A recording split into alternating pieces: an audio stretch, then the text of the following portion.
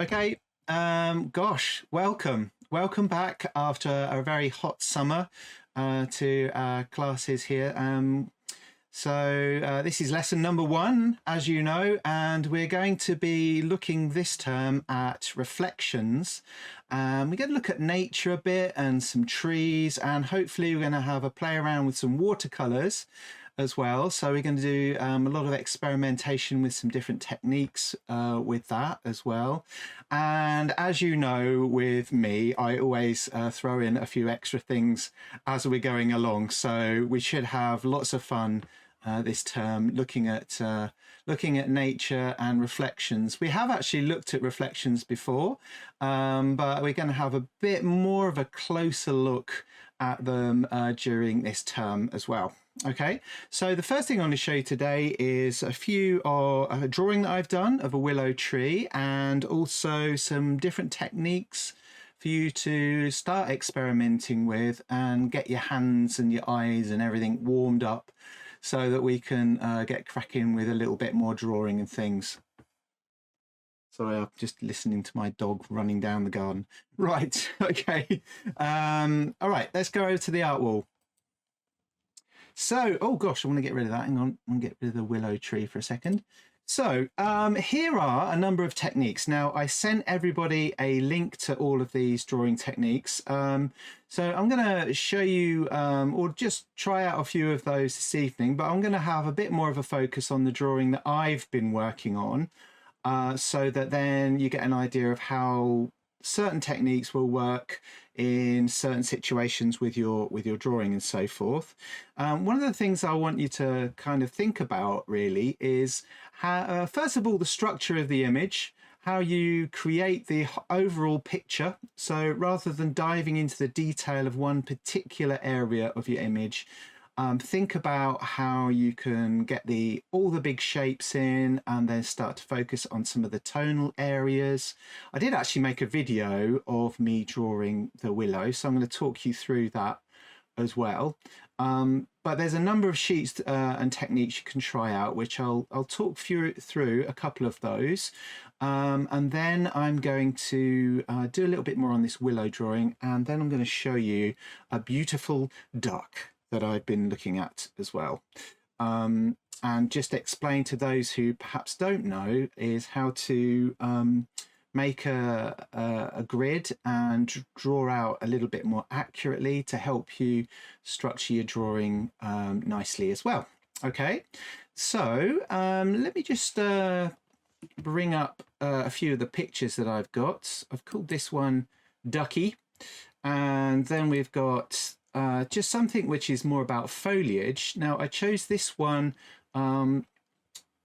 in a way it's a little bit more simple, although you might not agree. We've got obviously the reeds at the top, but then we've got some really nicely defined shadows underneath that in the water, and then the thing that often makes water look like it's, you know, water, or the top surface of it, is the things that are on top. So I've chosen this picture because we've got these lovely lily pads on top as well, and I believe that one is in your in the folder on a link in the email. If you can't see it there, you can always go to the website and you'll see there another link and some of the worksheets that I've just shown you as well. Okay, and then finally we've got the willow tree that I've been drawing. Now I particularly like this one, and I think this might be a bit more of a focus for us. Is reflections are all about the way that light plays on the surface of the water, and also of course how it distorts things as well. So with the duck over here on the side, we've got whatever's reflected, which is probably a tree or something, has been distorted by the ripples which the duck is making. And over here we've got much more of a sort of a distorted watery effect from the leaves above. But I really liked this picture because we've got, and this is something I always talk about, is that it's got really nice contrast and a lovely effect of light coming through the leaves on the outside of the tree, to create this kind of tranquil and beautiful scene as well. Okay, so I thought these kind of pictures would be a really good start for us to get in and start having a go with a little bit of drawing. Okay, so just get rid of those for a second. Now, a little bit of inspiration, because I really like to show you some ideas about the kind of things that these artists can create using wonderful colours. So we've got an artist here called Rick Stevens, who has created this absolutely amazing picture, which is very detailed, as you can see.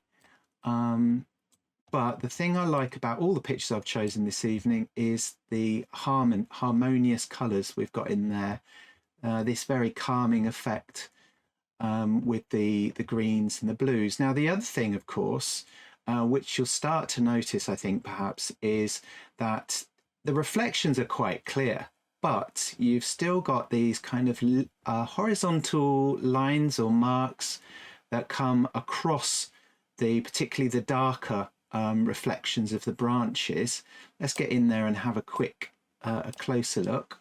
So you can see that there's these little white marks going across here, and obviously you've got the foliage, and then you've also got clearer objects which are sitting on the top.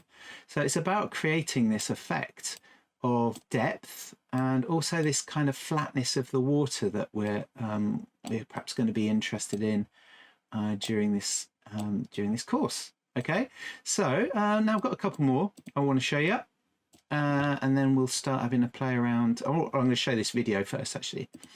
So, oh, not that one. The next one is very different. Again, it's different ripples, if you like, different reflections, but I really love the purple and the green together, and then the really nice dark contrasty areas. And you can see the marks go across to create this flatness within on the top of the water again, but again, a different style of working. Now, the next one is super detailed, and I thought was like mind-blowing, really. I don't know how big this picture was. This one's by somebody called Rachel Clearfield. And if we get in a bit close to this, now the effect of all the little leaves brightly painted over the subtle water, I mean, it's just unbelievable, all this detail. It's almost like a design rather than just an observational painting. So you get the sense that the artist has put in some ideas of her own to create the effect. But then we've got the ripples in the branches and some of the brush strokes going across, and then this wonderful darker detail in there. And again, some lovely harmonious colours. So the greens, the purples and the blues create this wonderful sort of calming feel, which I think is brilliant. Okay, so right, I'll take you over to the desk. Here we go. All right, so this is the drawing I did to sort of prepare for our lesson here. Now, I haven't finished everything, but you can see how I've built up lots of layers of pencil to create this effect. Let me just see if I can get in a little bit closer. There we go, a little bit closer anyway. So again, as I mentioned before, I really love how there's lots and lots of contrast in the picture. So you've got the darkness of the tree and the very bright sort of edges where you've got the leaves around it, and then down the bottom there, all this lovely distortion. So that's what drew me to this picture. Now I'm going to show you a video. I'm just going to let somebody in. Admit. There we go. So I'm going to show you a video of me doing the drawings so that you get an idea of how I sort of made progress with this. So let's just see if I can get this a bit bigger and go over to this screen. There's me. That's me. Okay, and hopefully it'll work. Yes, it does. So now I I kind of missed a little bit here about where I start to sketch it out, but I've worked out the dimensions of the picture and how I want it to work. It does change a little bit, but what I did first of all is I got the overall shape of the tree, and then I started to look at some of the tonal areas, and I've shaded around the edge of the tree to show the background and bring out the shape of it. Now here I'm using the side of my pencil, and you'll notice, I'm going to skip through some of this, you'll notice how I've used the side of the pencil to get these softer, thicker and often darker marks as well.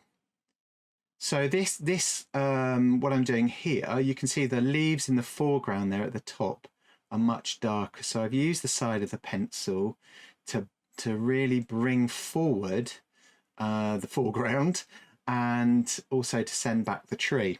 Okay, so let's just see if I can skip forward a little bit here as well.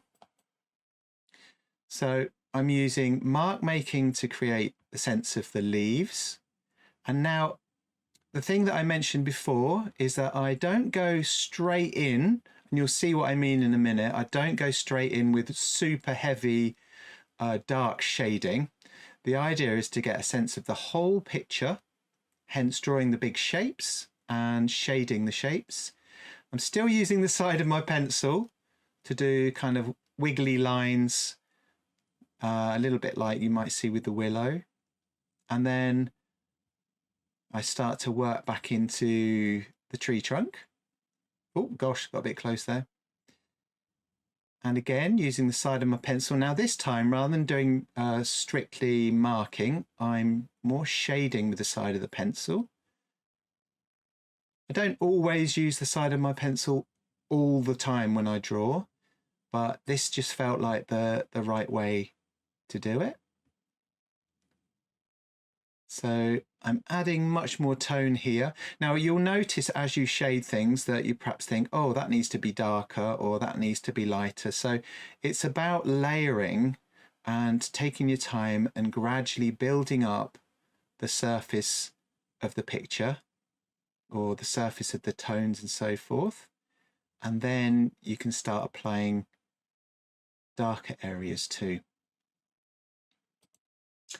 So now you can see that I've added much more distinctive mark making. I've added stronger wiggles, if you like, and so forth. And then as we look down the bottom there, I'm shading gently with the side of the pencil. So you're using a variety of approaches to create those different textures within the picture.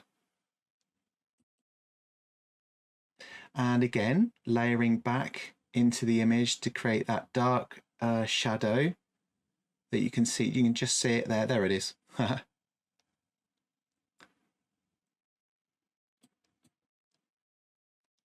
And now you thought perhaps that my leaves were dark enough at the top, but you can see there I started to work out, because what I often do is I hop around the image quite a lot.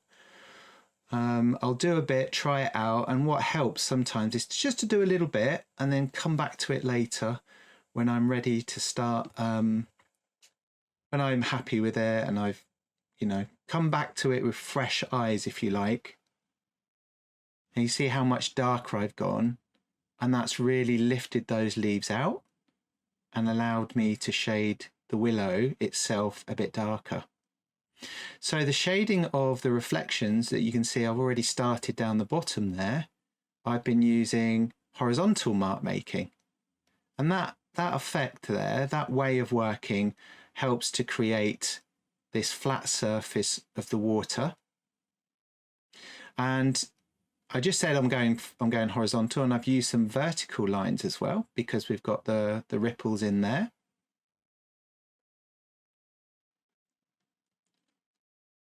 And then I'm going put some more wiggles in. I like my wiggles.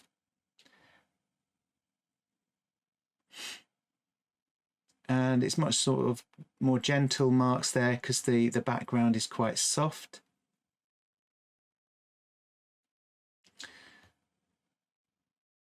Okay.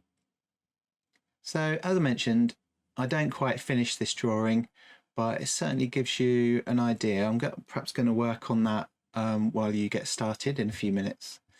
All right, let's go back over to the desk. Boink. There we go. All right, so I'm just going to do a couple of mark making techniques to begin with. So I'm going to put this, just turn that off actually for a minute. Get rid of that, get rid of that. Now, as far as equipment goes, we have my absolute favorite pencil really is a 6B.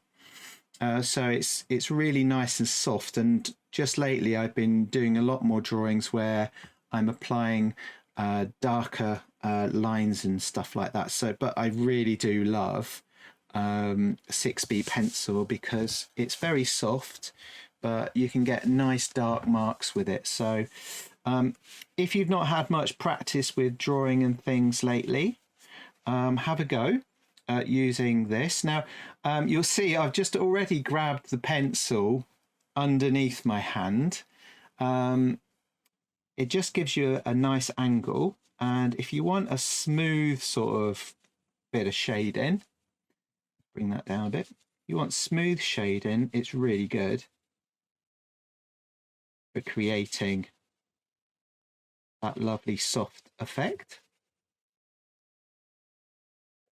like that. And another little thing which I mentioned in my list of things to bring, if you haven't got one, don't worry, you can use a cotton bud or even your finger. So these are paper pencils. I call them paper pencils, but they're just blenders really.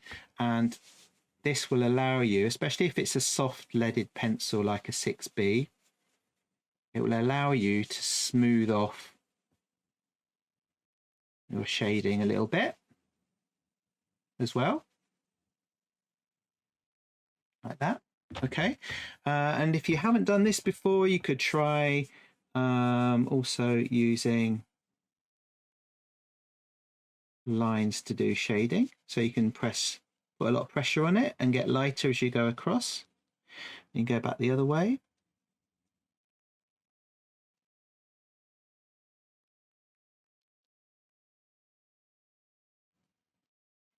Now, you can also start to build up lots of mark making as well. So this is just, it was a hatch and then a cross hatch, but for things like water, you could use lines which go across like this. And you'll see on some of the little pictures that I've supplied, you'll see, there's another one actually, just put that up. So this one is quite interesting. A really nice little bit of practice would be perhaps to draw something like this. So maybe draw one of these trees and experiment with the line techniques that we've got on here. So if I just pop that down there, we can use horizontal lines. I'm still using the pencil underneath my hand. I don't have to do that. I think it's because I've got a smaller pencil actually. But then you can layer those on top of each other. And I always really like as well to do a few dots because it kind of loosens me up and I find it's quite nice to do. So with that sheet that I just showed you, you could try out some techniques like that. Now the willow that I was drawing earlier over here, I did some of these marks. So this was literally holding the pencil on its side again and twisting the pencil a little bit. Let's get in a little bit closer actually, a bit far away for that one.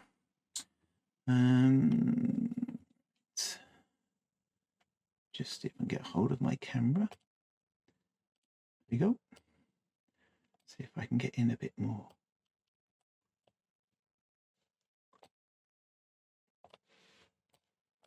There we go. A little bit better. Okay, so side of my pencil. And again, if you build these lines up, So this is literally, I can twist the pencil and you get a different thickness and thinness of the line. You can also do the dots. And like in the willow photograph that we were looking at before, some areas are darker. So sometimes you might decide then to shade back over the top to make that darker.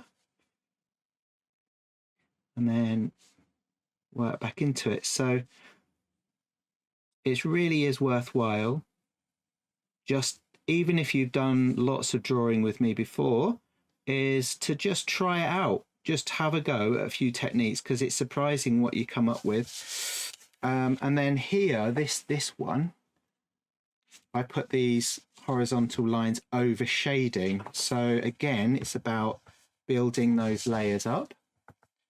So you can do, if you lift the pencil slightly as you're drawing, you can get these lovely marks. So I'm pressing harder and then sort of ticking it off like this, and we can create watery effects that way. And then of course the other thing you could do is use one of these. Now I didn't put this on the list, but I know some of you have got one. You can either use just a normal rubber, or you can use one of these, a kneaded rubber, putty rubber, and you can draw back into it to start adding highlights in as well, and then work back in again.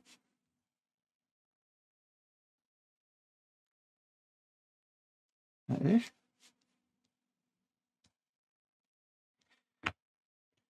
You could blend them in as well. So there we go. Let's do some more of that. Beautiful. And then back into it again.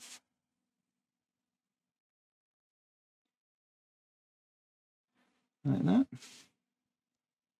And we start to get something that maybe represents water a little bit more.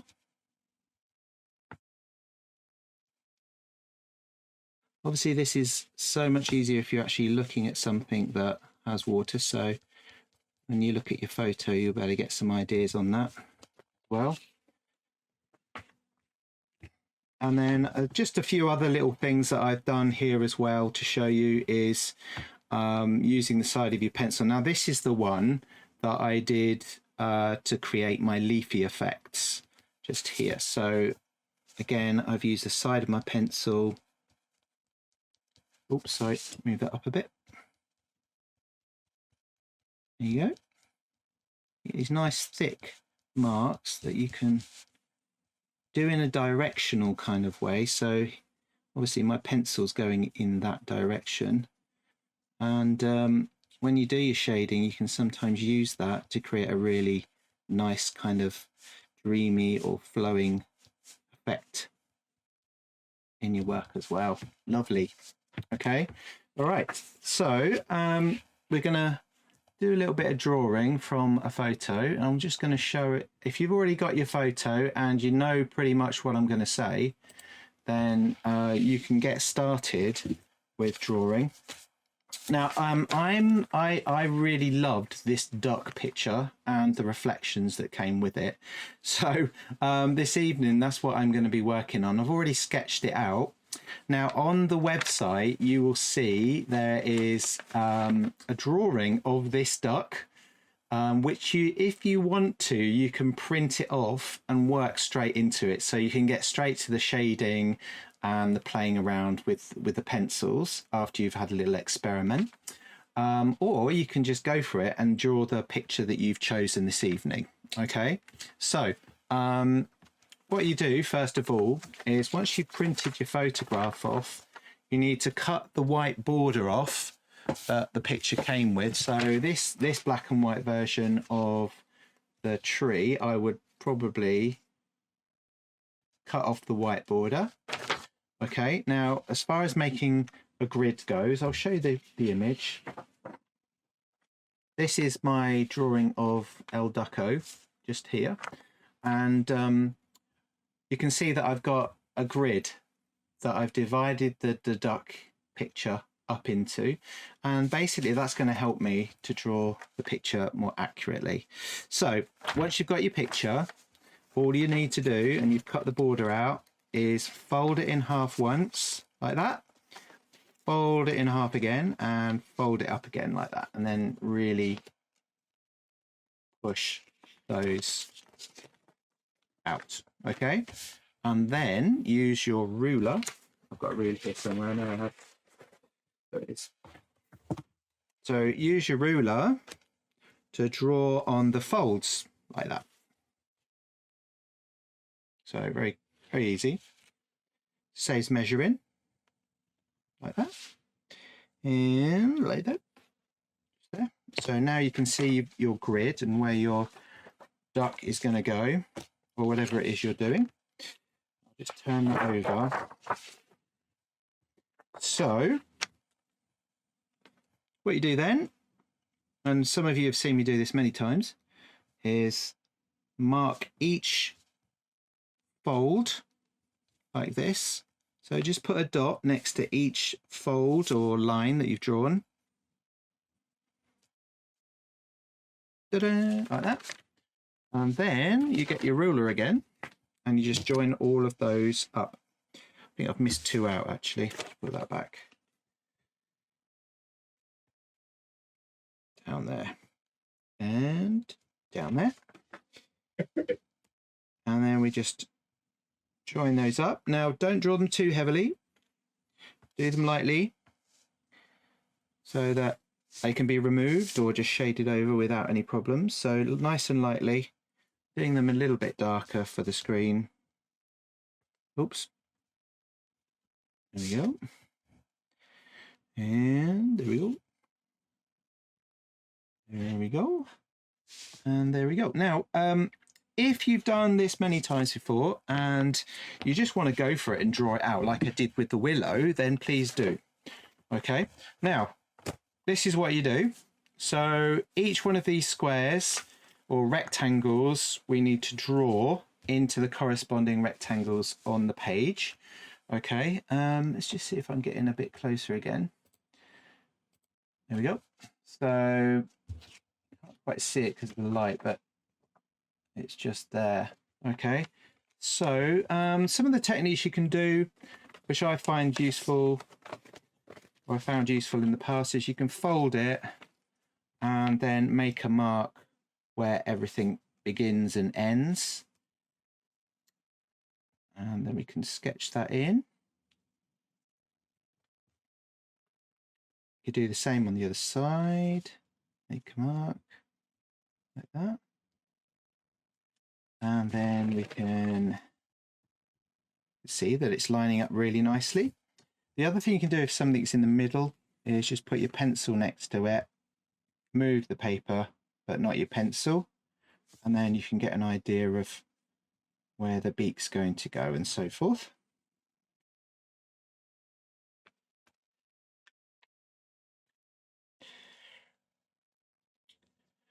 Like that. And then you can even do the eye. So this, I don't worry too much about like minute details. The main thing is to get the shape of the duck, the big shapes of the duck onto your drawing, so that then you can start filling those in and having a nice time sketching it and shading it and so forth. There he goes. Right. So I'll speed it up a little bit now. And don't draw lightly, because it's good to make mistakes, because then you can correct them. But if you do it lightly, obviously you can remove anything that you're not happy with or doesn't quite work. So I've got the overall shape of the duck. Oh gosh, not seeing very well. There he is. And let's just come back out again. There he is. And then after that, we can start to add in all the other details like the ripples and so forth, which is what I've done on the other one.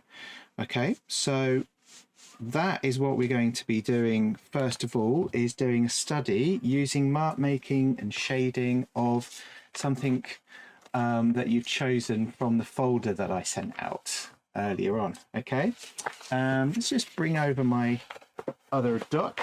Here he is. See him a little bit better than the other one. So as you can see, I've sketched out everything. I made lots of adjustments around the neck, particularly because I made the neck a bit big at first, and then when it came to the feathers here, what I've done is I've not thought about individual feathers straight away. I've thought about the larger areas of feathers. So for example, this area going around here is this area going around here, like that. And then I've done the same at the back, you can see there. And that structure should give you a bit more confidence about how you're going to shade in the rest of the details. And I'll be shading in things like the chest, as well as the ripples and things like that, using the pencil and using some mark making and things like that to get that effect into the work. Okay, right, come out again a little bit. Oh, there I am. That's good. I forgot to put me on actually. Right, there we go. So we're going to experiment with a drawing this evening and some mark making techniques. So these are all, as I mentioned, they're all on the drive. So if you click on that button on the email or on the website, then you should be able to access some of these, but I can put one or two on the screen while I'm working to help you if you haven't got that. Okay, so first of all, techniques, experimenting. Second of all, choose an image. You can use a grid or not use a grid, and then we're going to experiment with putting some of those marks into that picture. Okay, great. So does anyone have any questions? Yes.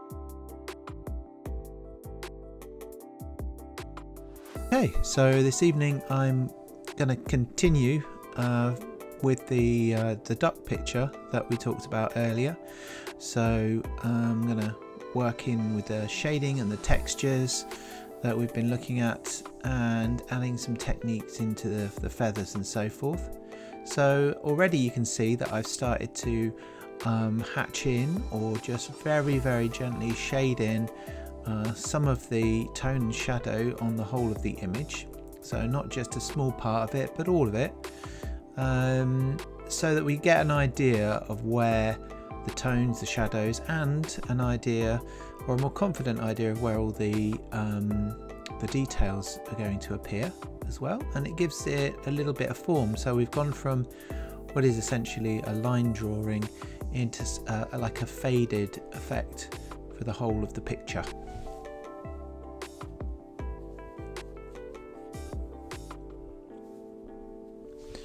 So once we've done that, then I shall start working into it in a little bit more detail. So here we go. And one of the ways I like to work is using lots of sort of hatching and lines over the top of each other. Although on the back of the bird a bit later, I do some more softer and gentle shading on there as well.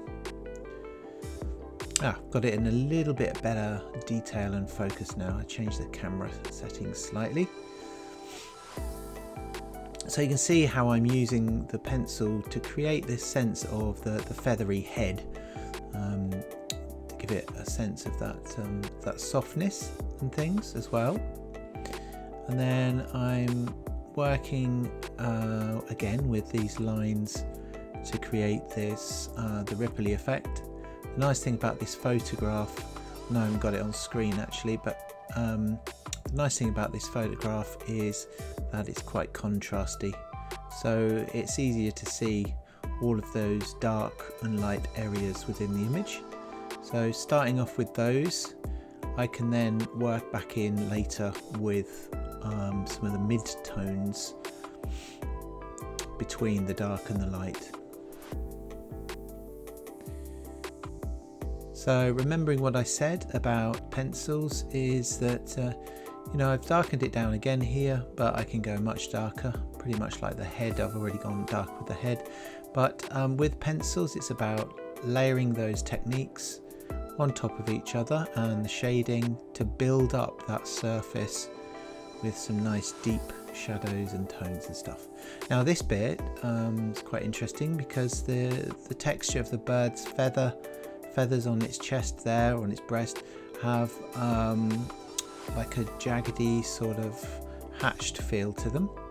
And you'll see I just, with my pencil, I wanted to show the direction of those, which also helps show the contouring of the form of the bird. So I put those curved lines on its body as well. And then we're doing a little bit more blending around here. And I often do, what I often do, which I've mentioned before, is I hop between different areas of the picture in order to sort of let things settle in my mind and then go back to them and work back into them. Sometimes it's because I'm just tired of that bit for the moment and I want to try a different area. And then we continue to plough ahead with the ripples. I don't get as far as doing the background with this drawing in the evening. And actually, even though the background ripples are quite dark in the original photo, you can sort of say, right, I want to make it feel like it's going further away, so you can do those a bit lighter. Or even like give it a blurry effect by making the edges less sharp on those reflections. So don't get to the end of this evening, but I do certainly start to make the duck stand out a little bit more and give it some form. So you can see how the feathery shapes have gone right around now. The other thing is to think more about, you know, you are after the effect of the ripples and the effect of the form of the duck. So, you know, every detail you put in here doesn't have to be absolutely spot on. It's more about the overall kind of feel of everything. And there you can see I added, used the putty rubber to add that little highlight that appears at the bottom where the water's light, or is reflecting light back onto the duck. So I use the putty rubber just on the bottom of his body there. And we start to see now things are starting to come together a little bit more. Still a lot to do. That's absolutely fine. Okay, so I hope you enjoyed this evening's lesson. Keep drawing. If you want to try this duck on a photocopy of my drawing, that's also available for you to download and print. I'll see you next week for lesson number 2.